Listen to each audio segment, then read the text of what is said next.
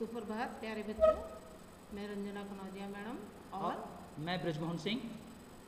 आज आपको कुछ नया पाठ पढ़ाने जा रहे हैं। इससे पहले हमने आपको नन्हा फनकार पढ़ाया था, जिसमें कि आपने एक बच्चे की कहानी पढ़ी थी।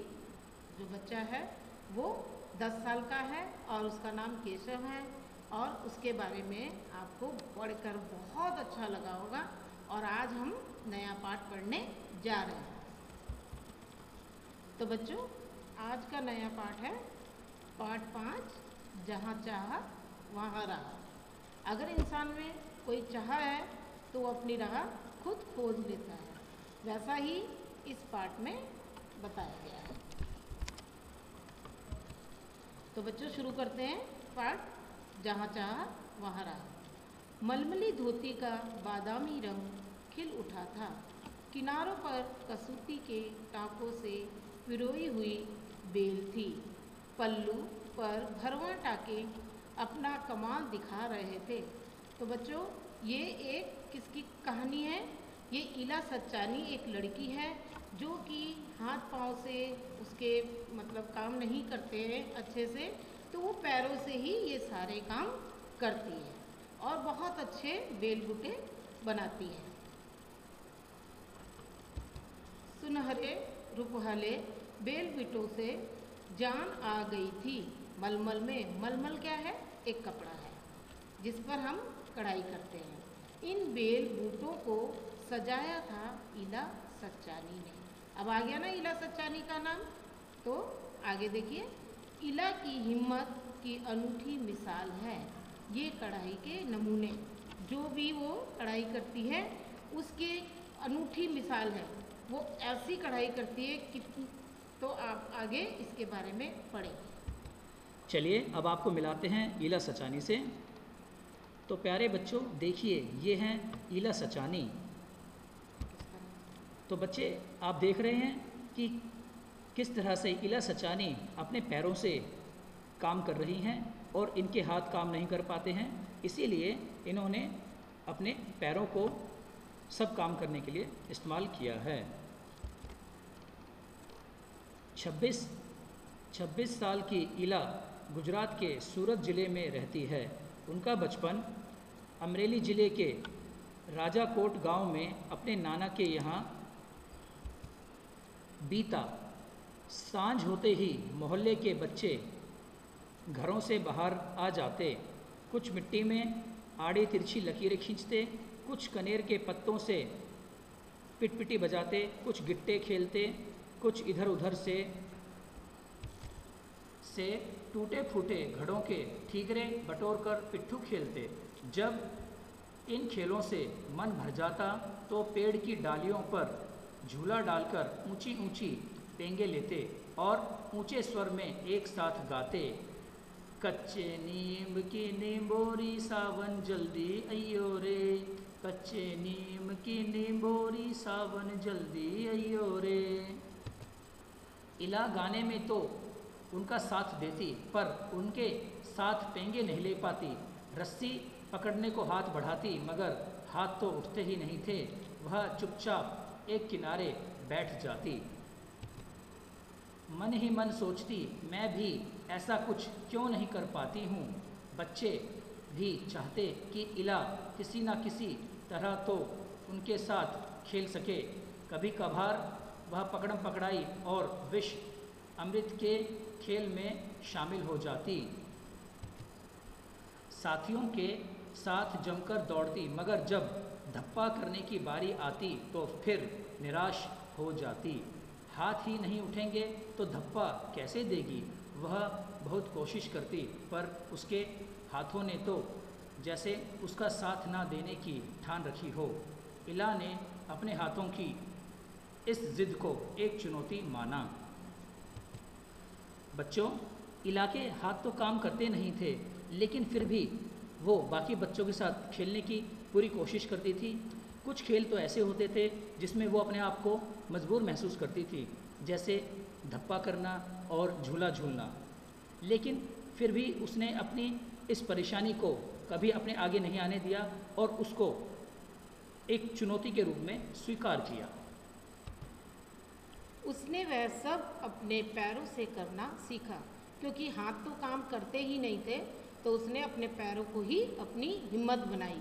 जो हम हाथों से करते हैं, दाल भात खाना, दूसरों के बाल बनाना, फर्श बुहारना, कपड़े धोना, तरकारी काटना, तरकारी का मतलब क्या होता है, सब्जी, यहाँ तक कि तख्ती पर लिखना भी उसने एक स्कूल में दाखिला ले लिया।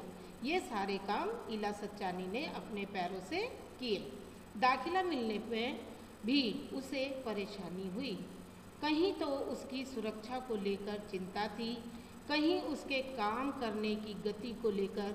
किसी काम को तो वह इतनी फुर्ती से कर जाती, जल्दी, फुर्ती मीन्स जल्दी कर जाती कि देखने वाले दंग रह जाते। पर किसी किसी काम में थोड़ी बहुत परेशानी तो आती ही थी। वह परेशानियों के आगे घुटने टेकने वाली नहीं थी। उसने 10वीं कक्षा तक पढ़ाई की। वह 10वीं की परीक्षा पास नहीं कर पाई। क्यों नहीं कर पाई होगी बच्चों? क्योंकि उसके हाथ काम नहीं करते थे और उसको कोई एक्स्ट्रा लिखने के लिए भी नहीं दिया गया था। इसलिए वे 10वीं की परीक्षा पास नहीं कर पाई। क्योंकि वो ऐसा इसलिए नहीं कर पाई क्योंकि उसे एक्स्ट्रा समय भी नहीं मिला होगा। इला को यह मालूम ना था कि परीक्षा के लिए उसे अतिरिक्त समय नहीं मिल सकता है। उसे ऐसे व्यक्ति की सुविधा भी मिल सकती थी जो परीक्षा में उसके लिए लिखने का काम कर सके। यह जानकारी इला को समय रहते मिल जाती तो कितना अच्छा रहता। उसे इस बात का दुख है, वे यहाँ आकर सब कुछ खत्म तो नहीं हो जाता ना। तो बच्चों, आपने देखा कि इला सच्चानी को कोई भी अतिरिक्त व्यक्ति नहीं मिला था उसको लिखने के लिए, और उसे अतिरिक्त समय भी नहीं मिला। पर आज के समय में ऐसा नहीं है। आज कोई व्यक्ति या कोई भी बच्चा काम नहीं कर सकता हाथ से, तो उसको अतिरिक्त व्यक्ति दिया जाता है। वो बच्चा बोलता जाता है और दूसरा बच्चा उसका काम लिखता जाता है। लाइन का भी उसकी माँ और दादी कशीदाकारी करती थी। वह उन्हें सुई में रेशम पिरोने से लेकर बूटियाँ उकेरते हुए देखती। ना जाने कब उसने कशीदाकारी करने की ठान ली। यहाँ भी उसने अपने पैर के अंगूठों का सहारा लिया। दोनों अंगूठों के बीच सुई थामकर कच्चा रेशम पिरोना कोई आसान काम नहीं था। पर कहते हैं ना, जहाँ चाह वहाँ राह। उसके विश्वास और धैर्य ने कुदरत को भी झुठला दिया। बच्चों, जब हम कुछ काम करने की ठान लेते हैं तो कितनी भी बड़ी परेशानी आए वो हमें उस काम को करने से रोक नहीं सकती। क्योंकि अगर हमारे इरादे बुलंद हों तो हम कोई भी मुश्किल से मुश्किल काम कर जाते हैं।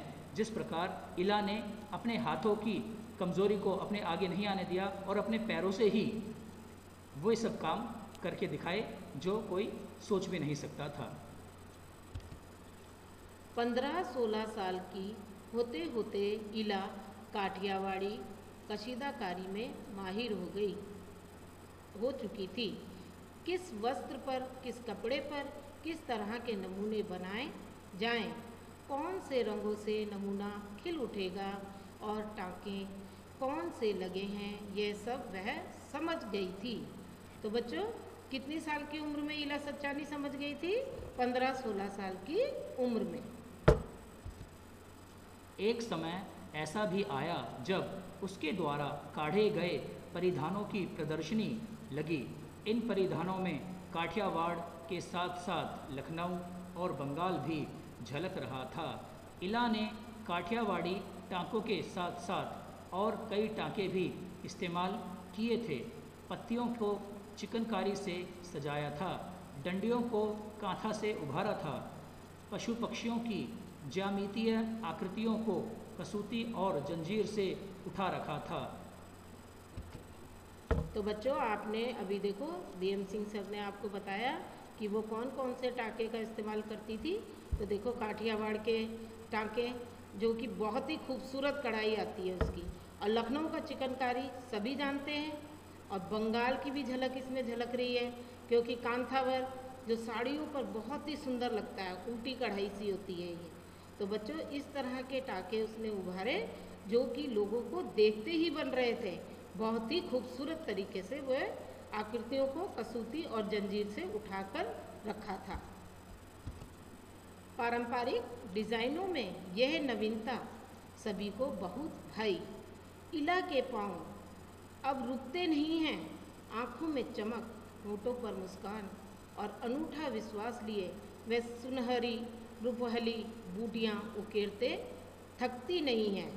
तो बच्चों इस पाठ से आपको कुछ मैसेज मिला होगा कि हमें अपनी हिम्मत को बनाए रखना चाहिए।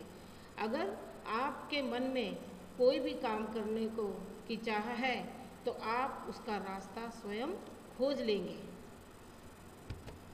तो प्यारे बच्चों, अगर हमारे इरादे नेक हों और हौसले बुलंद हो तो हम दुनिया का कोई भी मुश्किल से मुश्किल काम बड़ी आसानी से कर जाते हैं।